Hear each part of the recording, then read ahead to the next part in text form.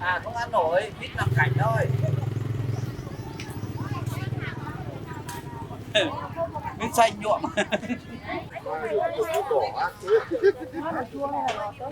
Nó không chua lấy đâu chị ạ. Hôm nay á, đấy hết cô 5.000 chị đây.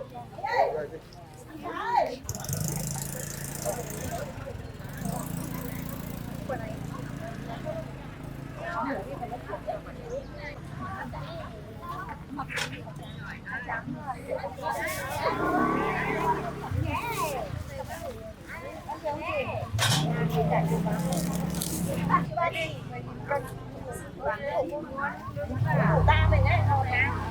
Hả? Mình đi đâu mà? Thế là cả hai quả coi lên rồi bao nhiêu cả nhìn cả. Bắt hà cho. Nào nào. Quả to nhất. Cái nào? Quả to nhất. Thêm một. Đâu vào nào tôi đánh tỏi thơm luôn. 4 cân 6 bả. Nấu không có mình. Đấy là chọc co ấy vừa xịt với cả nó vừa cái ổi cho họ mua hết ổi nhưng em thì chưa gặp luôn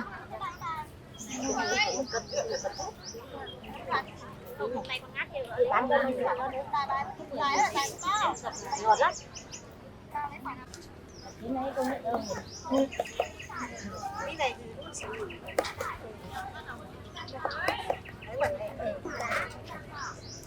mấy cái này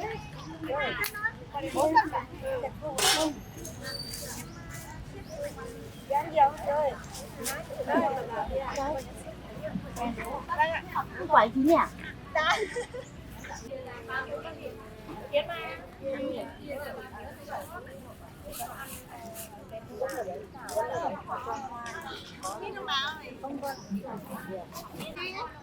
Thằng đi, ai mua biết nào? Năm nay chị vào bình luận mua con trâu này luôn. Tìm một quả. To đẹp.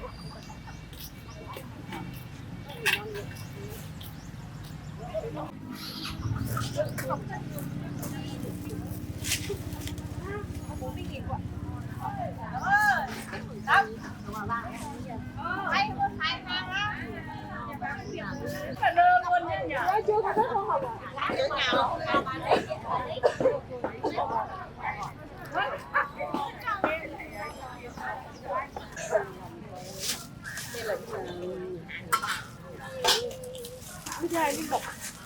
Này là mít Thái. Đúng rồi, mít Thái là thịt người thôi. Bao tiền? 30.000 ạ. Bây giờ là mít Thái, còn cái nương. Ôi, quả này chín quá. Bà lấy một quả đi bà. Bà nó ba, lấy cái này không phải xin phải hai quả to. Quả. Quả. 3.2 bà. Hai bà bộ nhỉ? Ở đây là lấy bà bộ mai nghỉ à? Cái của bà 30.000. Mai nghỉ đi nước à? Mai đi Mai đi không à? Tốt đấy cháu ơi. Cân đi để nó phải chua bao nhiêu? Cái chua lấy em lấy mình. Đây chưa dài đấy, mấy chục đây. Trường chuyến à? Anh thấy đâu? Chơi cái bài bán thật. Không đỉnh đây đi biết một ngày nào thêm này. Gì có cái loại mít hay nhờ? Đấy này. Có nào mang về đây bán của ai đâu. Em đi xong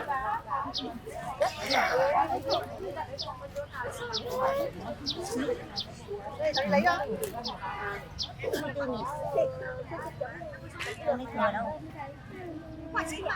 Nhanh rồi. Đây là mít nó. Quả này ra rồi bên này. Lấy 2 quả nhé. Quả này quả nào bà? Đây cho bà Đây mày nhé.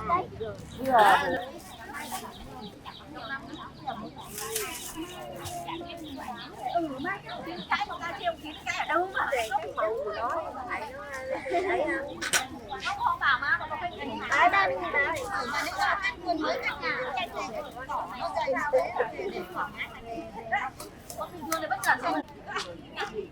To đấy.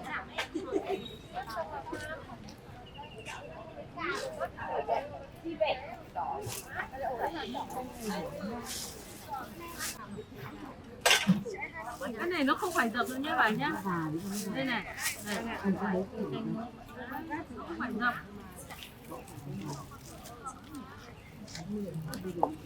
Trắng ghép, không phải là phải mấy nghìn chị nghĩ mấy nghìn gì bác phải mấy nghìn Bán của chị đi. mấy nghìn Mấy nghìn. em mà nó kiếm không đang nhìn tiền lãi nó ngủ có mình cứ phải Bắt tiền cho gái.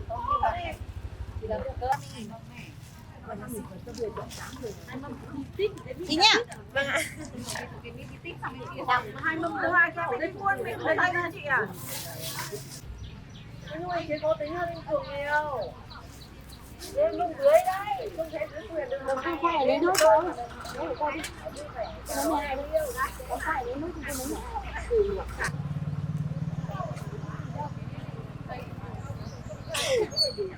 Cái này cây hôm nọ á? Cái này cây hôm qua?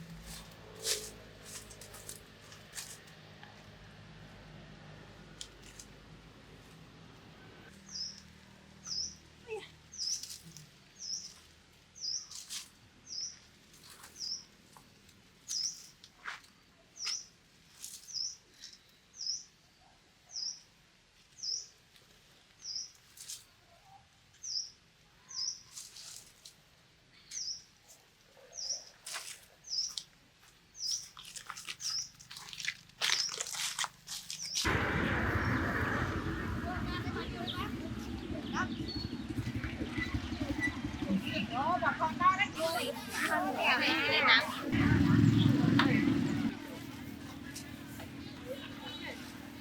là nó sơ còn nó sơ Thôi quả dứa thuốc đúng rồi.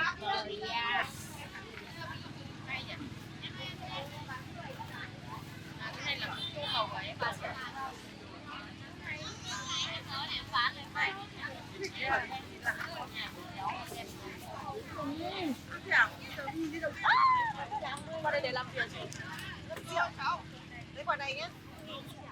Nếu mà đem nhám 20. Quả này quả gì vậy? Cả 5 kg quả dứa ạ. Thế quả rẻ á. Rồi chị ơi. Em 50.000 em ạ.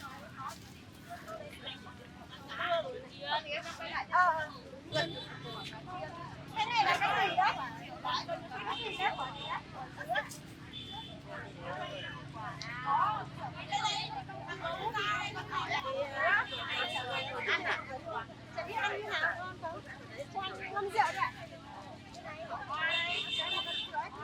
Nhà này nó toàn đi tìm cái đồ độc đáo.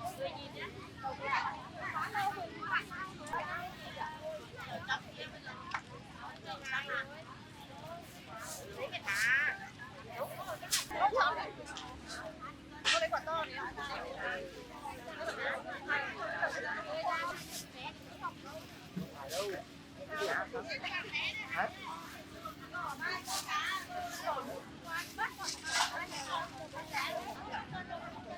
Có 70.000.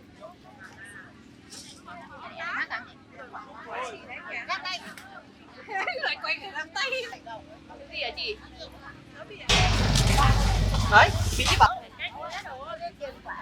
30.000 một cân bà. Quả chi đấy mày.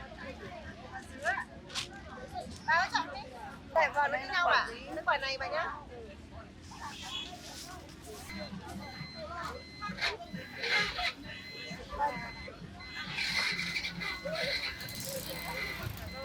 Quả này 50.000 bà. Bà 50.000 à? 5-6 túi mà hết rồi. 50.000 bà. Để lên mà. Thuốc cái này nó không phun thuốc đâu, ăn không hết đâu.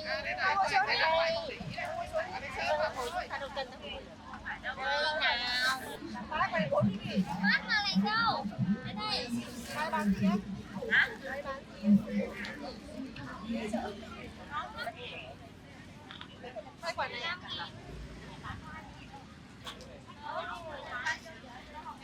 Cân mà. Thế thôi. Đúng đâu? Nghe ra được một lúc hả?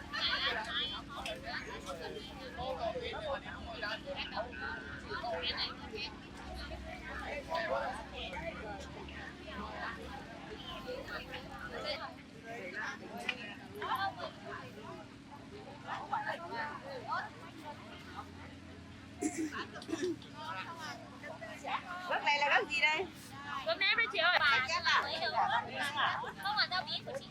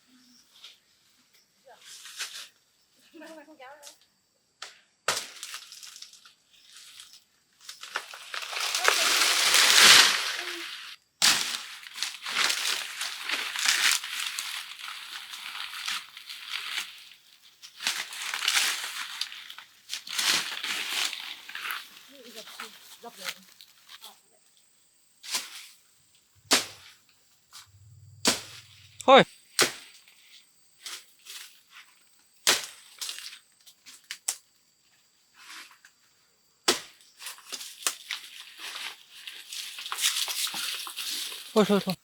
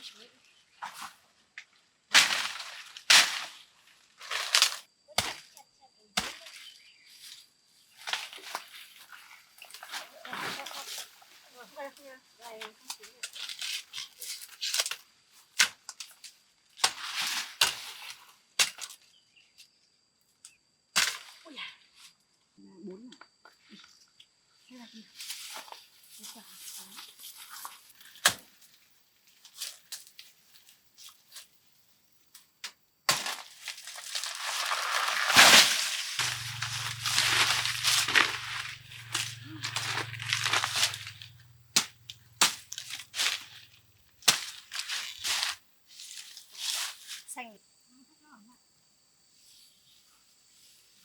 sẽ làm nó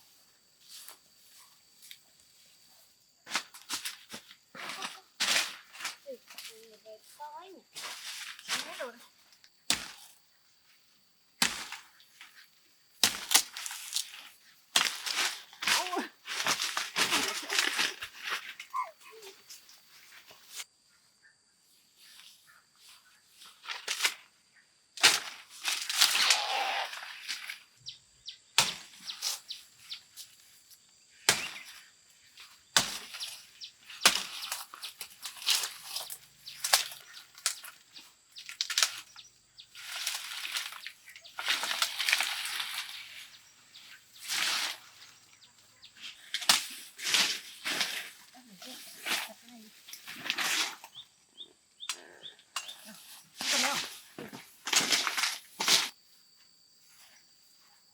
nhiều nhiều thế này bây giờ bé đâu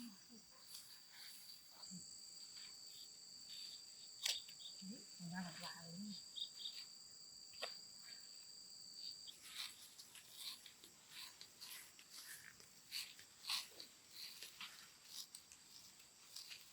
ui quý gì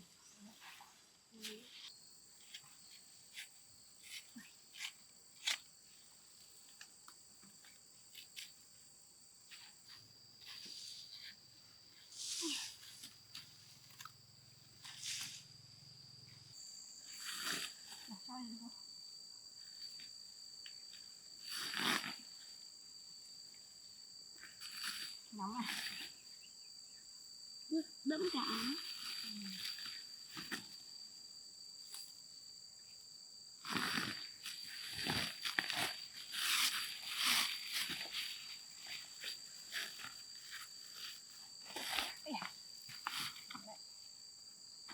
ôi giời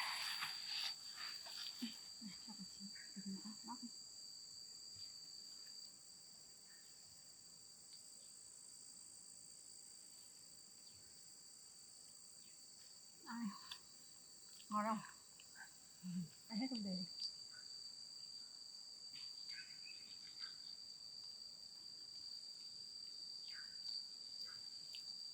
ăn luôn này.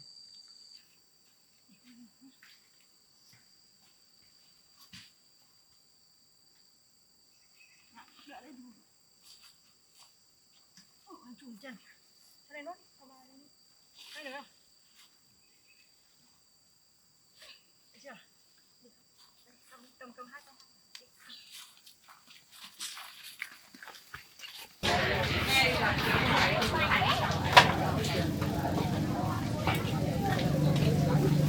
Đây mình chửi. Hãy subscribe cho kênh Ghiền Mì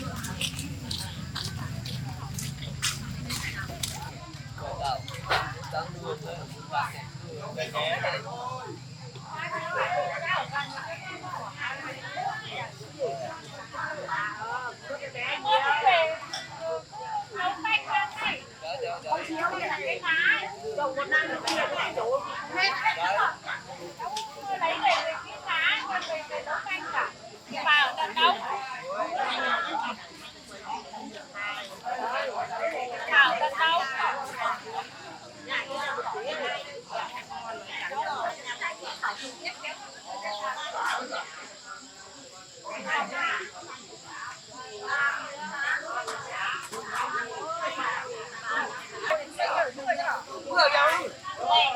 Bạn không phải đi mà bạn ông mua dâu, không có dâu.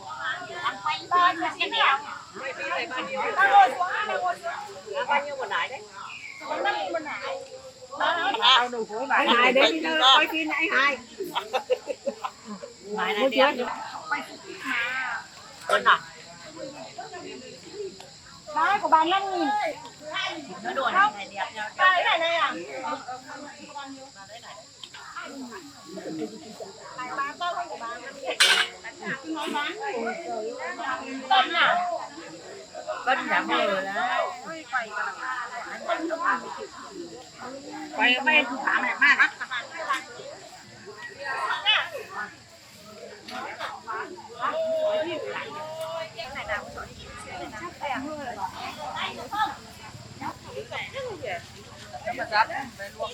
Cháu gái ơi.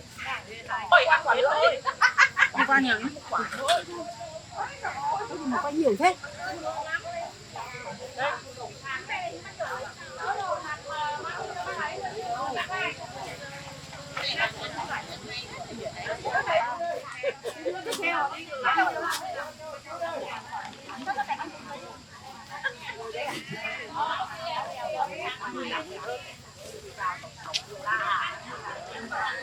Cả mình.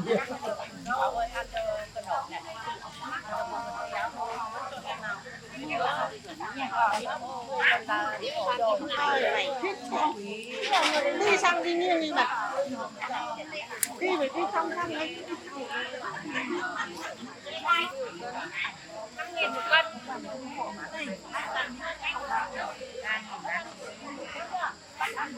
Bà lấy bà em chưa? Mới cũ đi à?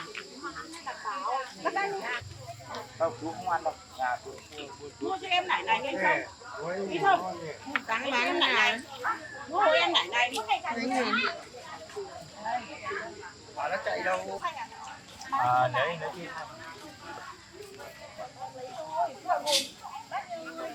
Nó bỏ mũi rồi.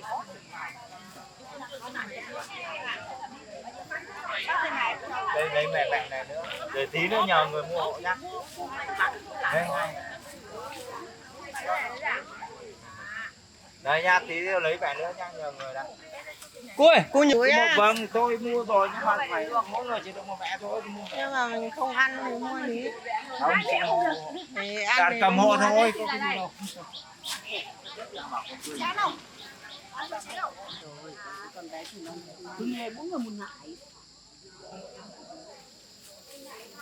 Bắt đầu tú rồi.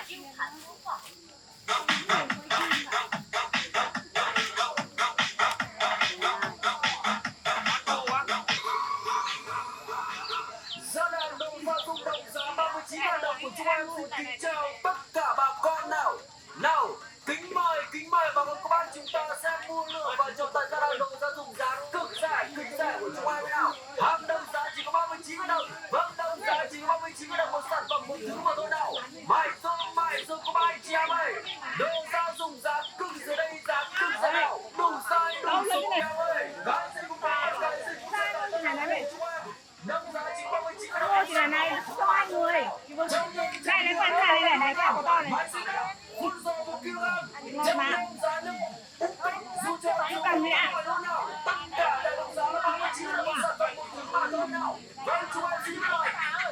Một nó bán đi mà.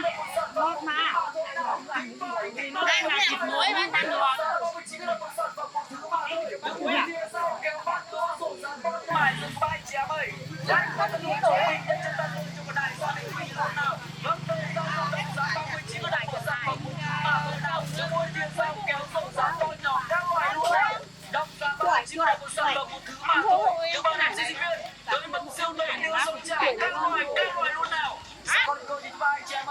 Hàng vừa rẻ vừa tốt vừa mới ra luôn nào.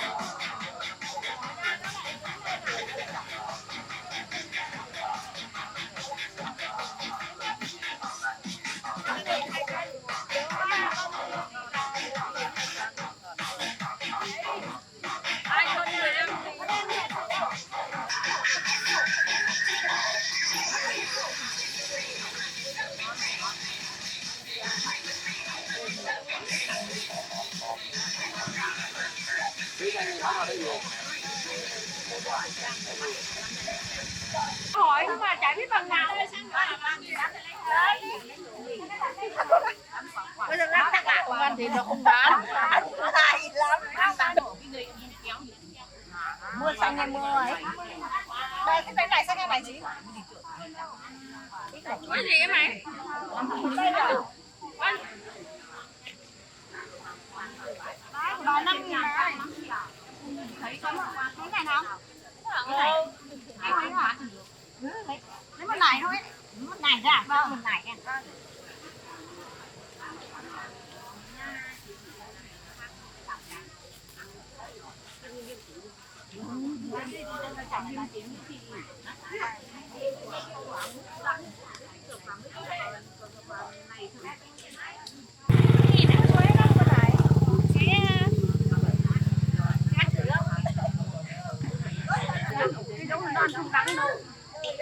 Mơ chưa cả chín cây mà ăn nó không đắng đâu chị ạ vừa chặt xong đấy ăn